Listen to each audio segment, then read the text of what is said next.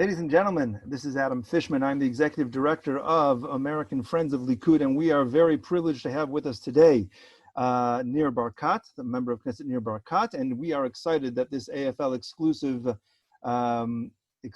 Zoom webinar, we've been doing these now for the last number of weeks with the Israeli leadership.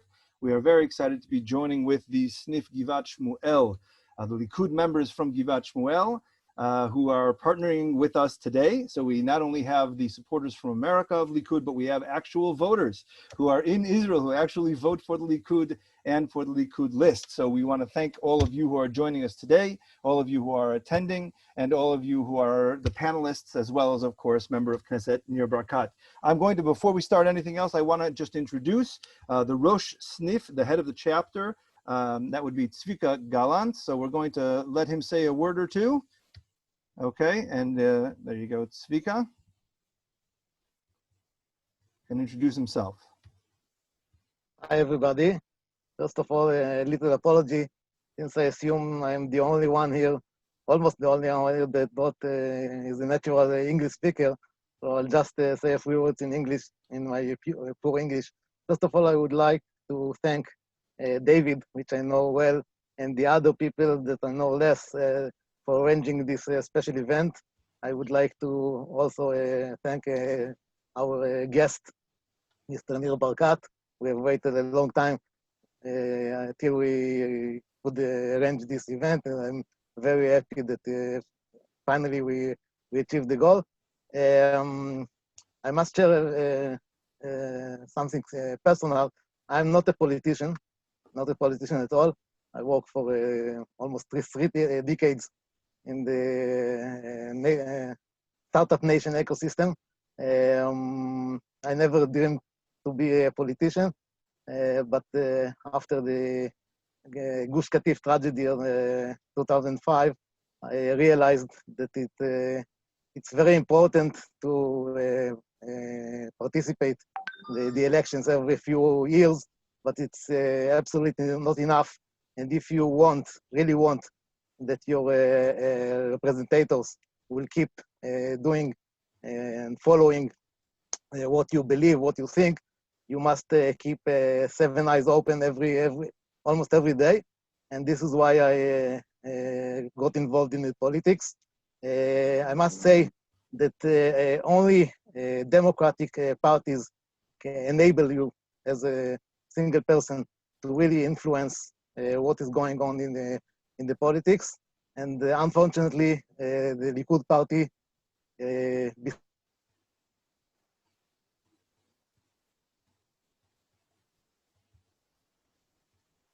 Okay, we seem to have lost Tzvika there for a moment. size of it, There he is. the largest party and the impressive team. What? It's the most democratic party in Israel. So if anyone of you wants to really influence, the Likud is your home. I invite, I hope that by the end of this evening, you will all be convinced that you would like to take part in influencing the team that represents us in the Knesset, and as a result, our overall leadership. And I invite any one of you that feels that he wants to take even a small part in this process to contact David, to contact me, and we'll do our best to help you in this. Actually, it's a simple and short and even a cheap process, but we'll do our best to help you. So enjoy, and the virtual stage is yours. Thank you. Thank you so much, Tzvika. Thank you very much. Anyone who wants to become a Likud member who has Israeli residency, you are encouraged to do so. I'm now going to turn it over to David Aronson, who helped me to create this and actually was an integral part of putting it together. This Zoom with the Snif Givat Shmuel. He is a member of the Likud in Givat Shmuel. And if we look at him right now, hold on one second, David, and we look at him right now. I think I've just asked you to unmute yourself there. Okay, he is actually got himself there right in the Knesset. David, why don't you start us off? Well, thank you very much, Adam. Thank you, Tzvika. You know, this is amazing. I think it's the first time I can remember that we have both the American Friends of Likud and Israeli Likud members coming together for something so special. And I think we would only do it for someone as important as Nir Barkat, someone as special as Nir Barkat. Nir is somebody who really understands the central relationship of Israel to the diaspora Jewry, Israel-US relations. And he is someone with an international experience. He's fluent in English. His wife is from South Africa. I think that, you know, with his experience, both here in Israel running a business as well as his international experience, there's no one more natural to join us for this Zoom. So thank you very much, Nir, for coming. We know that you have a busy schedule, but we're grateful for you to take the time out of your busy schedule to join us here. So just a little background, Nir Barkat, you know, he was a businessman, you know, originally. And then, you know, in 2008, he ran for mayor of Jerusalem. He was reelected again in 2013. Last year, he was elected to the Knesset on the Likud list. And as of today, he is a member of Knesset for the Likud party. So my first question to you, Nir, is you were a very successful businessman. You made a lot of money. Why did you give it all up and go into politics? Well, David, thank you. First, I'd like to also thank Tzvika and Adam and all the people online. I cannot see you, but hopefully you hear me well. When I was young, my father gave my brothers and I two blessings. The first, may we pay a lot of income tax, which is very intuitive for every father that wants his sons to succeed. The second, though, is that once I'm successful, that I'll be able to work for a shekel a year in public service. And I did not understand. I didn't appreciate as much as I appreciate that now. Meaning that coming to public service with business skills and understanding, naturally, a decade in the city of Jerusalem proved that business skills are very relevant for managing in public service. So thank God, I've done for my home, and I can now focus on how to make. I've focused 15 years out of 10 of them were as mayor of Jerusalem. I spent in Jerusalem, and I decided to take those skills and experience to the national level. And it's a big honor for me to serve my country. For me, it's a big shlichut. And I know many of you friends in the American Friends of Likud and all the public members in your own hometown, you understand what I mean by volunteering and working for a public cause. So I'm very happy. I have the honor to serve my country. So following up on that, you know, you said you earn only 1 shekel a year. You know, other members of Knesset, they take salary, and it's a very large salary, dozens of shekels a year. You know, you have given that up. You say, I refuse my salary. I'm taking only 1 shekel. So what motivates you to work for the Israeli people? Where does your inspiration, your motivation come from? Well, I was...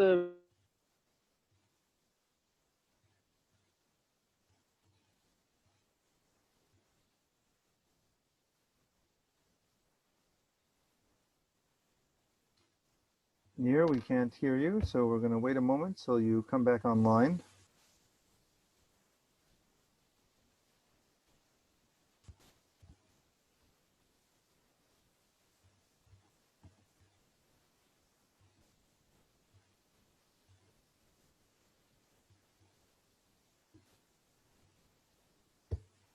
Nir, if you can hear us, we need you to get back online. It looks like you may be frozen.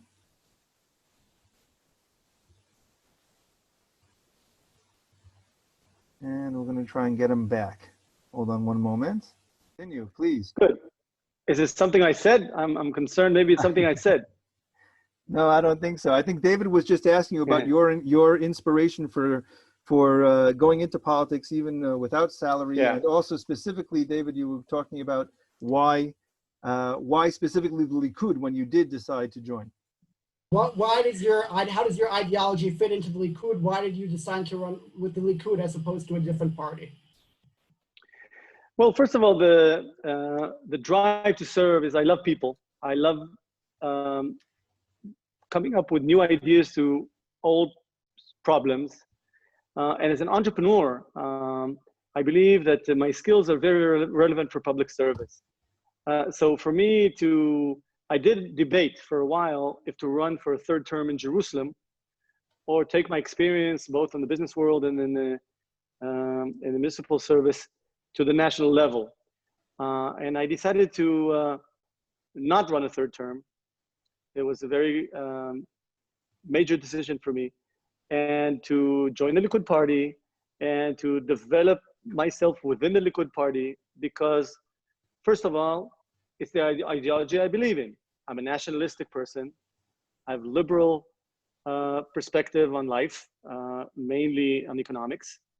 And so the Likud party is a natural fit for me. And so I did not even hesitate. Many people were considering between party A, party B. I did not hesitate at all. And came to Netanyahu. I remember that once I decided to join the Likud formally, because everyone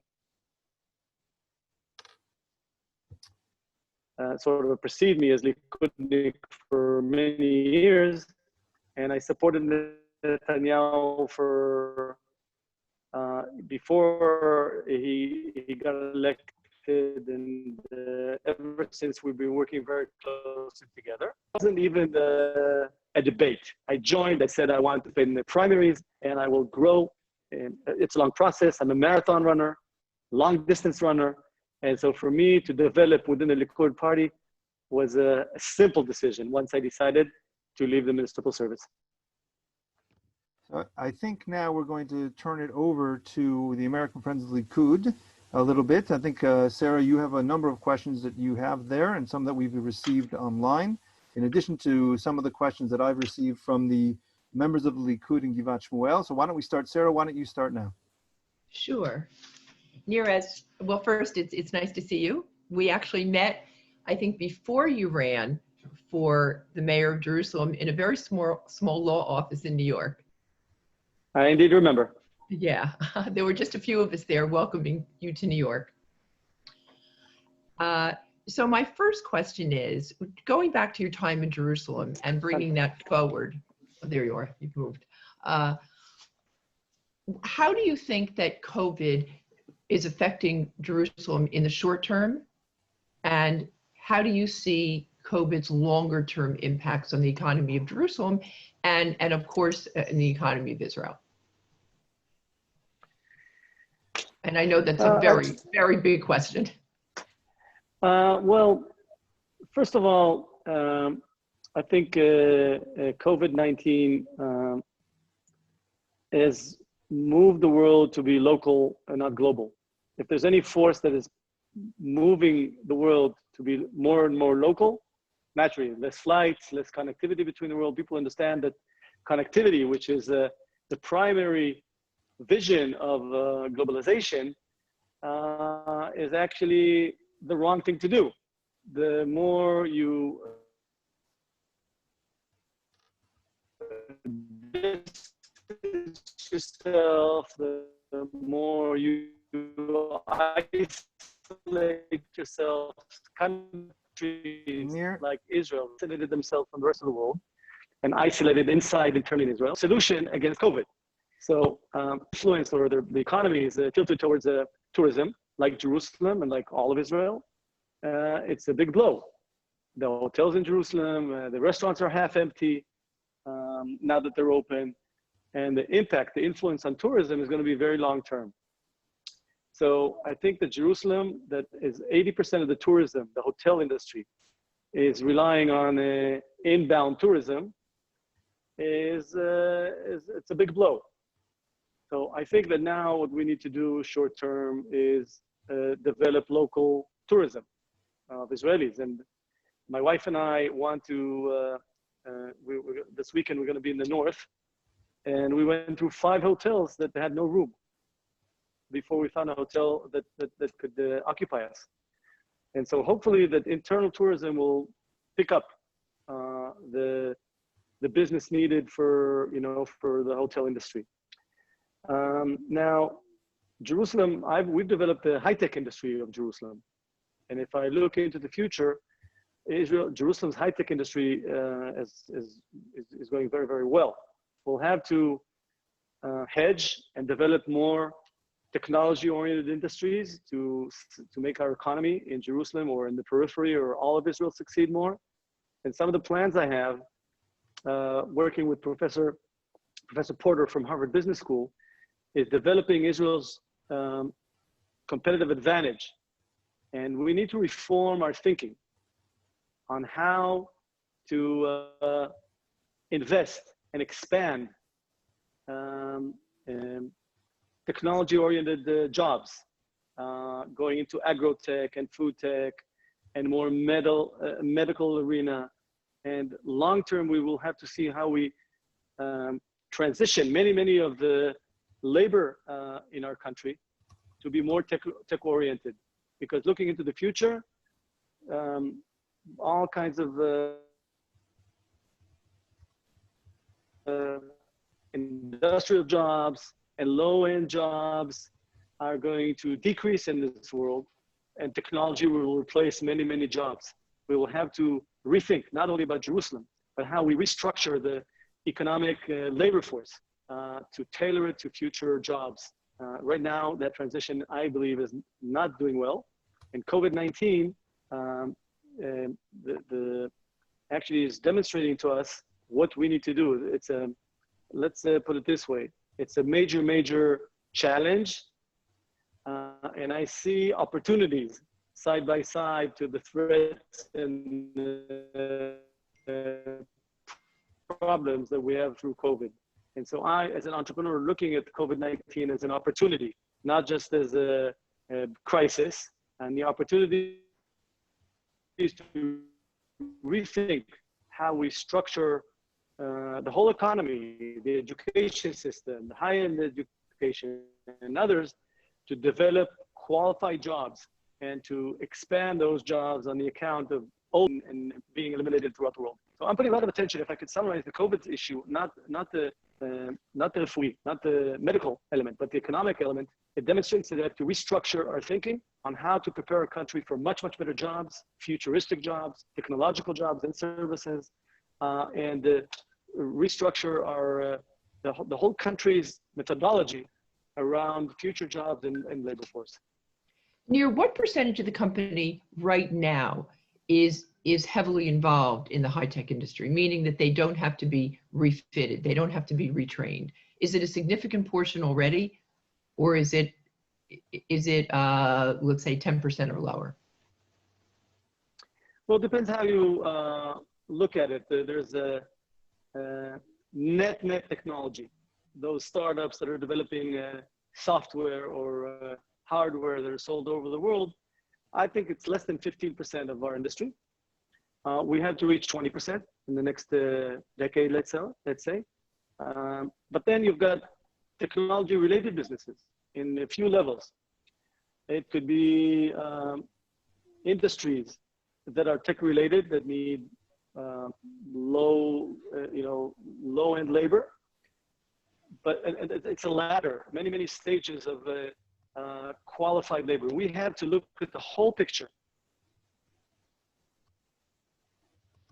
and see our competitive advantage is technology-related businesses. And technology-related businesses could be in agriculture, it could be in health, it could be in services, naturally, of course, in technology. And I'm looking at the broader picture. And so that not everyone has to be rocket science engineers.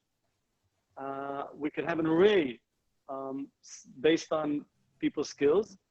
And one of the things I'm going to be focusing on in the next few months is how to propose to the national government to restructure the whole process of how to train people. That naturally, some people will need, could be immediately sent to their jobs. Some will need on-the-job training. Some will need wider training to upgrade their qualities and opportunities. And this has to be done hand in hand with the business sector of this country. It's not going to be led by the government. It has to be led by the business sector, and I'm working with the business sector to develop a new kind of thinking, more aligned with what's happening in many other countries in Europe, to improve and expand the skills, the technology skills needed for hundreds of thousands of employees in our country. It's a long-term process. It's not a short issue.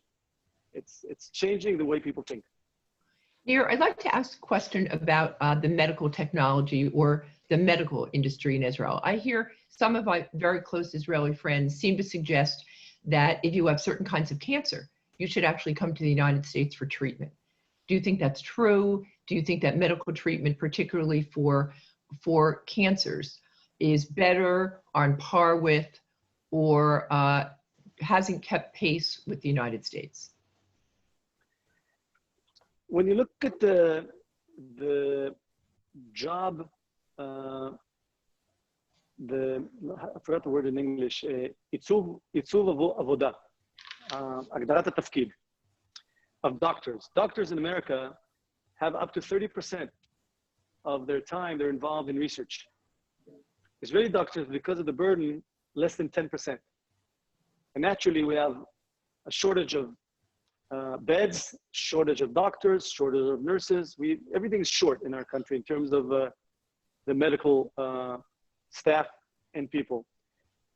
What we need to do is to look at the medical industry as an industry, not just a service, and expand the number of doctors focusing on research.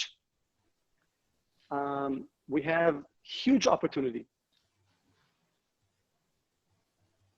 and potential to take our doctors and researchers that eventually need to do research. They need beds. I'll give you an example. I remember a long time ago, I met a Jewish friend in, I think it was Tucson, Arizona, or in Phoenix, sorry, in Phoenix, that he developed a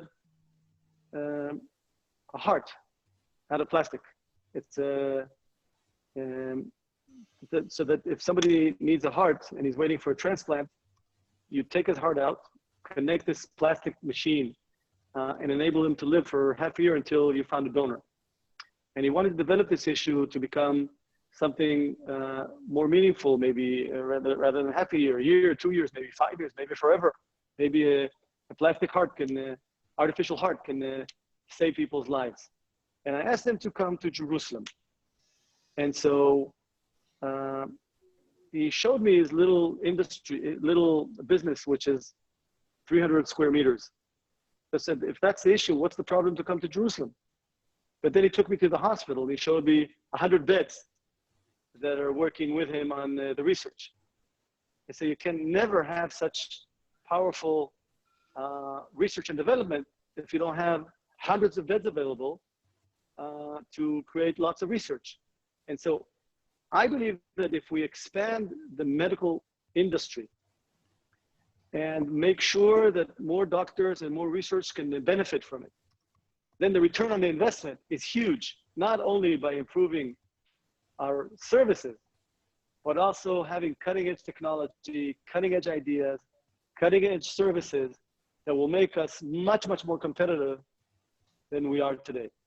So while we still compete with many of the research facilities and services in America, the way to close that gap, and maybe even in some of the niches, be top tier in the world, is to invest in the medical arena, but not look at it only as services, but look at it as an industry that needs research, that needs businesses and service. You have to have that integration of the three areas. Industry, research, and service work together. Then you could scale much faster and become more and more competitive.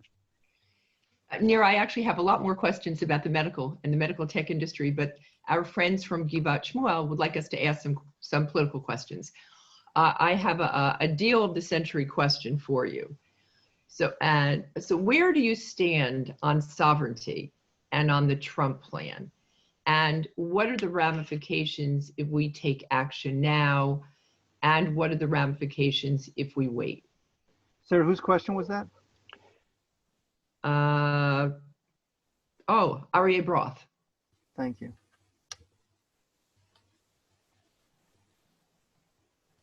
What was that? I didn't hear that again. I heard the question, but what did you say?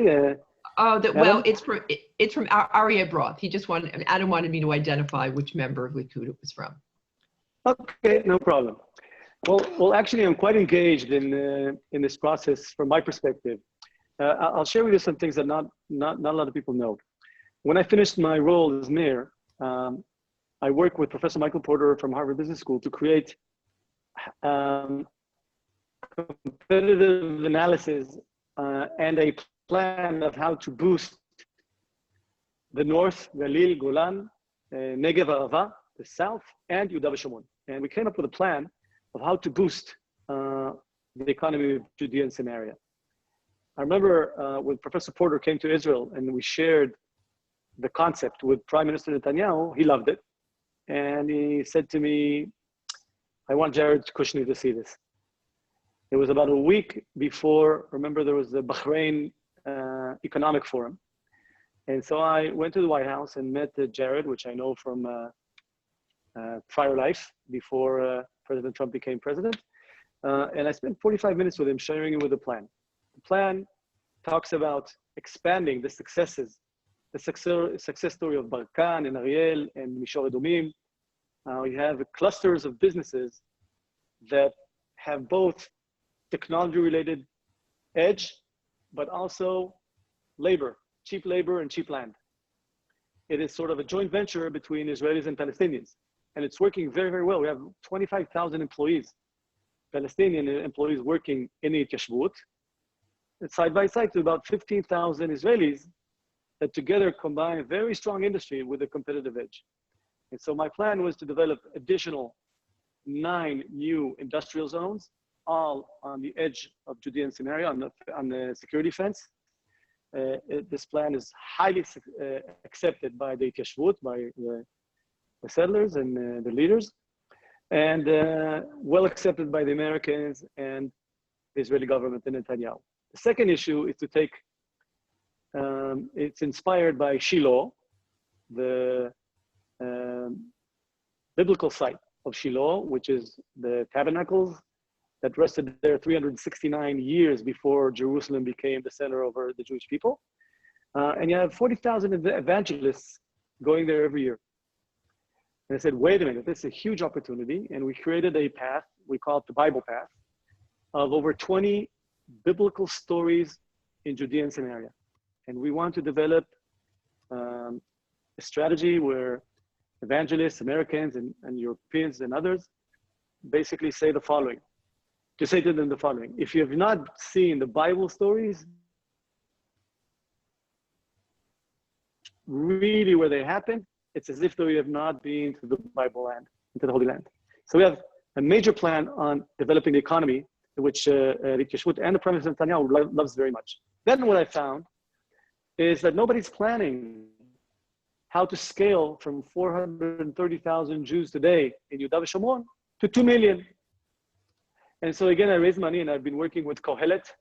You may have heard of this organization. They're, I think, the leading think tank on the right side of the map. And with them, we've actually developed a plan of how to scale to 2 million Israelis living in Yehuda v'Shomron. And it's all based on Area C and state-owned land.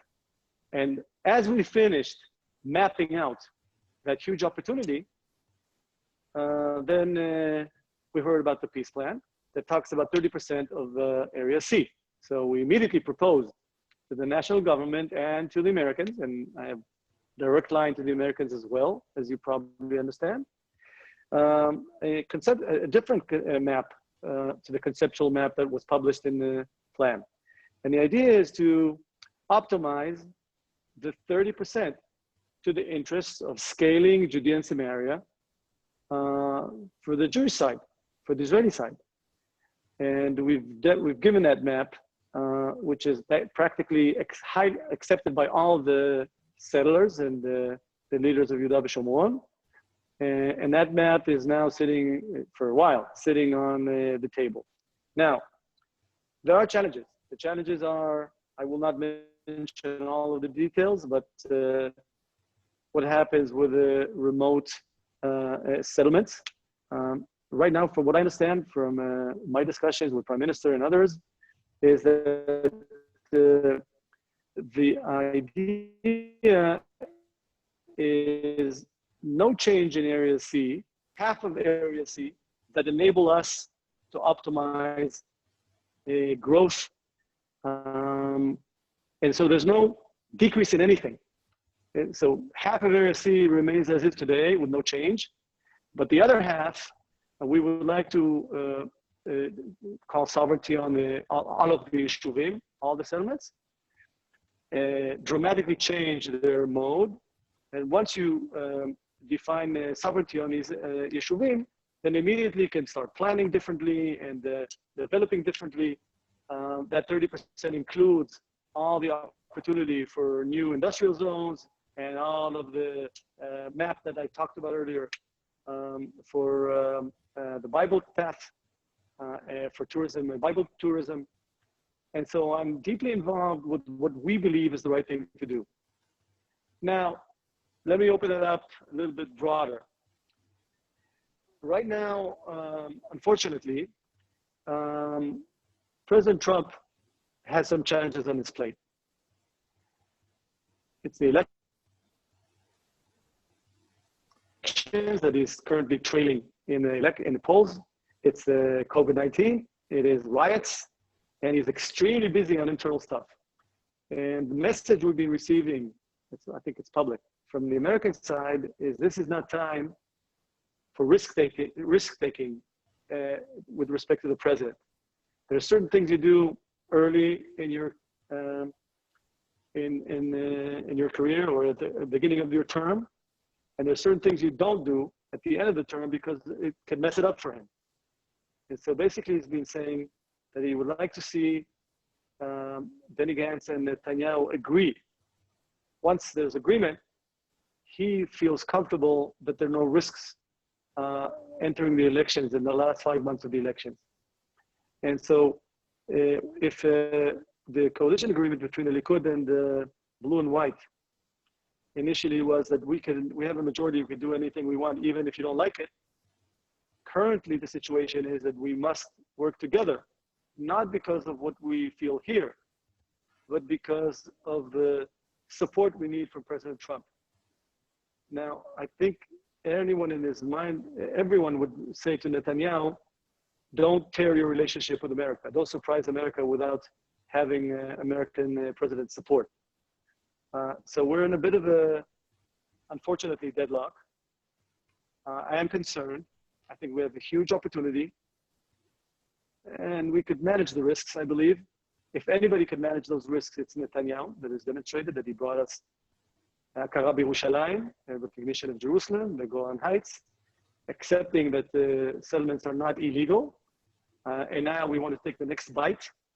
And so if anybody could do that, it's Netanyahu with the support of America. And right now, that support is limited. And I'm concerned that the relationship with the blue and white may break up because of this issue. And I would not maintain a unity government if we unfortunately could lose such an opportunity. My recommendation is this is very important, and I'm deeply involved and been speaking to all sides, the Americans, the government, Prime Minister Netanyahu.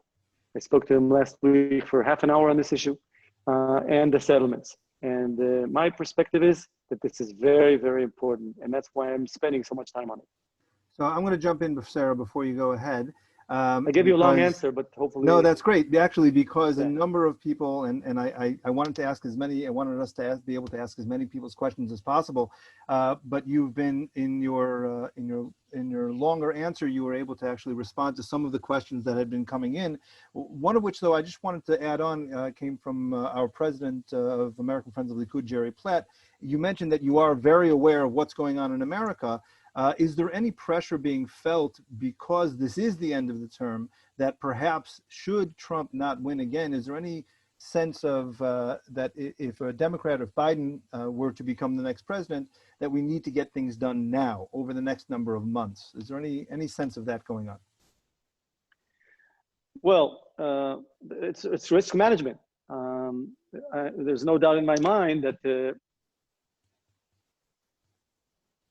if President Trump wins again, we will be able to make some bold moves, as we did in his first term. And if he doesn't win, I am deeply concerned that those moves will be put on freezer. We had a tough 8 years with President Obama. I can tell you as mayor of Jerusalem, we had a very, very tough time. And we paid prices for maintaining relationship with America and acknowledging and respecting the President of the United States. And I think that Netanyahu maneuvered very cautiously and carefully not to break those ties with with Obama. And so I have some perspective. I've seen 8 years with Obama and 4 years with Trump. There's no doubt that to Likud's ideology, the nationalistic ideology, there's a huge difference between them. Now, if you push too hard now, you may make life for Trump even more difficult.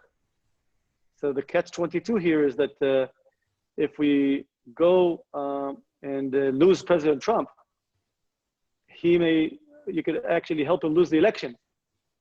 So in terms of risk management, I think that my advice to Netanyahu would be is don't break relations, don't surprise President Trump, especially not President Trump because he's a dear friend of Israel. And I'm sure that in the relationship, they will tell us what we can do and what not. And within those boundaries, we must play.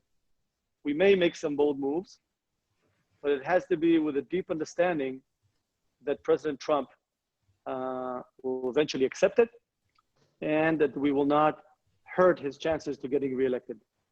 That would be my advice. Sarah? Nir, we have another question from Givat Shmuel Likud from Douglas Altabet. And he says, and this continues in his discussion regarding sovereignty, that there are growing drumbeats about the instability of the current unity government. And do you think that new elections are a possibility in the near future? And if so, would the sovereignty issue be an impetus for the call for new elections? It's certainly, I think when we talk ideology, if you break we entered the unity government because of the challenges. I mean, because of the COVID-19 mainly, and because we didn't want a fourth election. And we actually said that we may pay some price for the unity government. But it was very clear to us in the Likud that sovereignty will not be at risk because we can make it on our own. We don't need all of blue and white to fulfill sovereignty in Jewish settlements of Judea and Samaria. But turns out because President Trump has his own challenges, that we need them. We need their agreement, if you like, to acknowledge President Trump's term of getting unity around any decision we make. So from being able to make our own decisions within the unity government, it may be a case that we need them not to use the opportunity and get things done. So for me, if they don't understand that we need to use this opportunity, it could be a reason for breaking up this partnership. It certainly could be. I leave it to Prime Minister to decide that. But for me personally, it could be a deal breaker. Now, will it happen or not? I don't know. But it really depends how things develop. And I would recommend to our friends in blue and white, don't test us too much because our ideology will drive the decision. Nir, staying on the same theme of sovereignty, it seems actually that many of the questions we're getting are about sovereignty. Michael Gruntman from Los Angeles would like to know how geography and life in Jerusalem will change if Israeli sovereignty is extended along the lines of the Trump plan. Well, let me tell you a short story. Before the embassy moved to Jerusalem and the recognition of the United States of Jerusalem as the capital, the United Capital of Jerusalem, I was called to Congress as mayor of Jerusalem. And I remember sitting in one of the committees, they asked me, what do you think will happen once they move the embassy? Because there was lots of fear, will there be riots, will be problems? And I said, nothing will happen. And if anything will happen, we will deal with it. First of all, we mustn't fear doing the right thing. And if it means that we'll pay a price, if we wouldn't do the right thing, there will never be Israel because of all the challenges and the wars we had. So we had to fight for the right thing, regardless if there is a challenge or not. But my analysis was that nothing will happen because I know the Arab residents of Jerusalem. And eventually, they're sitting on the fence, waiting to see what's going to happen. They understand a very strong decision made by the Americans and by the Israelis, a bold move. They understand bold moves very well. And if anything, they accepted the fact that Jerusalem will be united, game over. And so what happened immediately after the move in the embassy, Jerusalem is actually the quietest city in the country. Zero terror, practically very little terror, dramatic decrease in riots and problems in East Jerusalem that are related to the residents. The Temple Mount is something different. It could be riots on Temple Mount, but that's not the residents of Jerusalem, of Yerushalayim. And the reason I'm telling you all this story, because I believe that once you put sovereignty on all the Israeli settlements in Yehuda v'Shomron, well, the Arabs will understand that we will never leave. But we've been saying that all along. And they'll understand, game over. Nobody's leaving. All of the settlements are there forever. And if anything, I believe it'll happen exactly what happened in Yerushalayim. I anticipate that nothing will happen. And if anything does happen, we will deal and win this.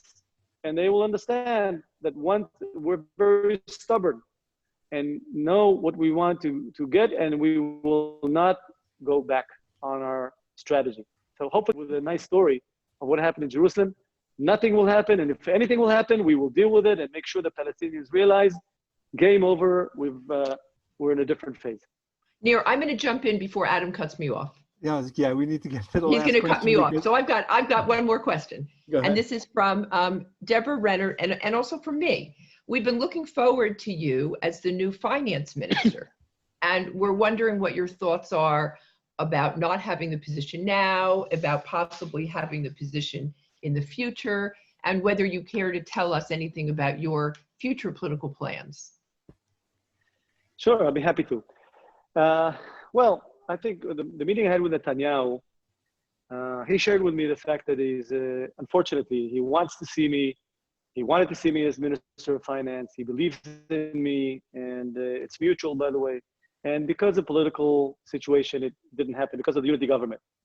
And I said to Netanyahu that if it doesn't work, at least give me another major role. Otherwise, let me sit as an MK, and I'll do my job happily, no harm done. And when it didn't work, I met him and I said, Netanyahu, don't worry, I'm Likud, I'm a supporter. I'll work very hard as minister, as an MK in the Finance Committee and the Chutz u'Bitachon committee, two major committees. And I will invest my time wisely and develop plans and propose plans. And when there's a big role for me to play, I'll be happy to take it. Otherwise, let me continue preparing my plans. And I've said all along to my friends that I'm a big supporter of Netanyahu. But once he leaves, once he decides to leave, not before, once he decides to leave, I intend to run for head of Likud and win.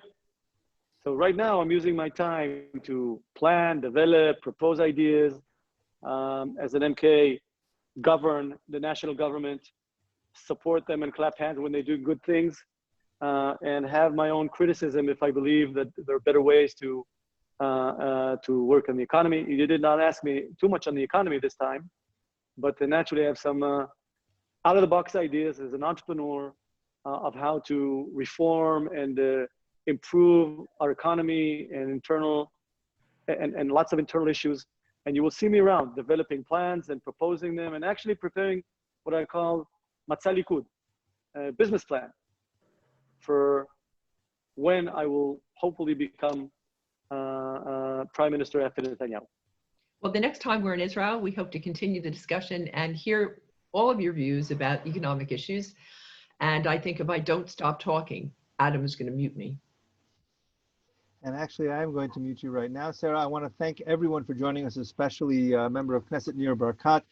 He's written a book called Marathon, right? That it is recognizing that it's long distance runner. Yeah. That this is not a sprint, this is a marathon.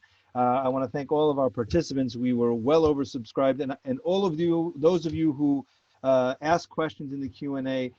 If we didn't get to them, it's either because there were too many, or even better, that member of Knesset Barkat was able to answer them as he went along. And so if we try to get as many of those in as we can, I want to thank, of course, our very close friends of the Givat Shmuel branch of the Likud. And also just to reiterate that American Friends of Likud is a 501c3. We are a not-for-profit organization. And if you want to be part of the Likud, that means you need to be an Israeli citizen. The American Friends of Likud is not an Israeli citizen. We don't raise money or any funds for ministers or members of Knesset. However, we are big supporters, and we are always available for consultation, especially with respect to issues happening in America, the U.S.-Israel relationship, and we cherish the relationships, the excellent relationships that we have with our member of Knesset and minister friends in the Likud here in Israel. Just wanted to make that clear. And again, thank you, Nir. I'll give you the last word before we sign off. I know you have to go. Thank you very much. I enjoyed it, and hopefully to see you soon again. All the best, everyone. Thank you for joining us. Thank you very much. Bye-bye.